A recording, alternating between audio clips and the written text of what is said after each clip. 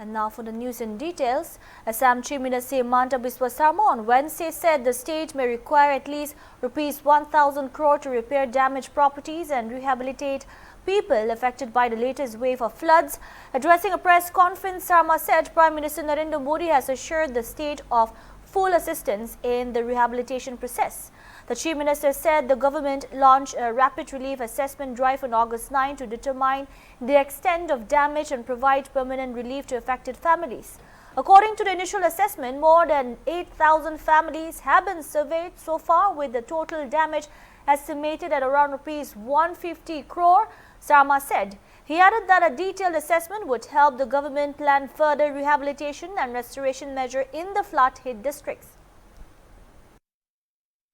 সেপ্টেম্বৰত শেষ কৰিম কাৰণ প্ৰথম একমাহ লাগিব ডাবল চেকিং কৰোতে আমাক 15 দিনতকৈ বেছি নালাগে আৰু তাৰ পিছত আমাৰ ৰাজ্য চৰকাৰৰ জ্যেষ্ঠ বিষয়াই যেনেকৈ আমি গুণোৎসৱ কৰোঁ তেনেকৈ গুৱাহাটীৰ পৰা ডিব্ৰুগড় তিনচুকীয়াৰ পৰা সেই জিলাৰ শিক্ষক নহয় আন জিলাৰ পৰা আৰু ইনভেজিলেটৰ বা সাৰ্ভেয়ৰ গৈ 10% এটা ফ্ৰেছ চেকিং কৰিব যে এই যেহেতু সাৰ্ভেটো কৰিলে এই সাৰ্ভেটোত কিবা ভুল আছে নেকি আৰু 10% ফ্ৰেছ চেকিং কৰিব কিন্তু যেটো থাৰ্ড চেকিং হ'ব হি জিলাৰ বিষয়া নহয় হি জিলাৰ বাহিৰৰ বিষয়াই কৰিব অৰ্থাৎ আমি এটা ফুল প্ৰুফ মেকানিজম বনাব খুজিছো যাতে কাৰো উজৰ আপত্তি থাকিব নোৱাৰে আৰু এই সময়ছোৱাত আমাৰ লিষ্টখন আমি তাৰ যেহেতু ব্লকত আমি আৰি দিম গতিকে কোনোবাই পিছত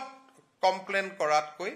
আগতীয়াকৈ যাতে কমপ্লেইন কৰিব পাৰে যে মোৰ ঘৰলৈকে নহল বা মোৰো ড্যামেজ হৈছিল মোৰ ঘৰলৈকেও আহক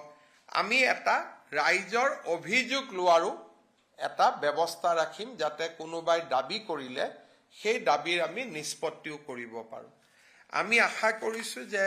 এই গোটেই প্ৰক্ৰিয়াত প্ৰায় 1000 কোটি টকাতকৈ বেছি ৰাজ্য চৰকাৰে ড্যামেজ এছেছমেন্ট ড্যামেজত খৰচ কৰাৰ সম্ভাৱনা আছে যদি এই ধৰণে কাৰণ মই দেখিছো যে 8000 ড্যামেজ এছেছমেন্ট কৰোতে প্ৰায় 200 কোটি টকাৰ ওচৰে ইতিমধ্যে ড্যামেজ ৰিপৰ্ট আহিছে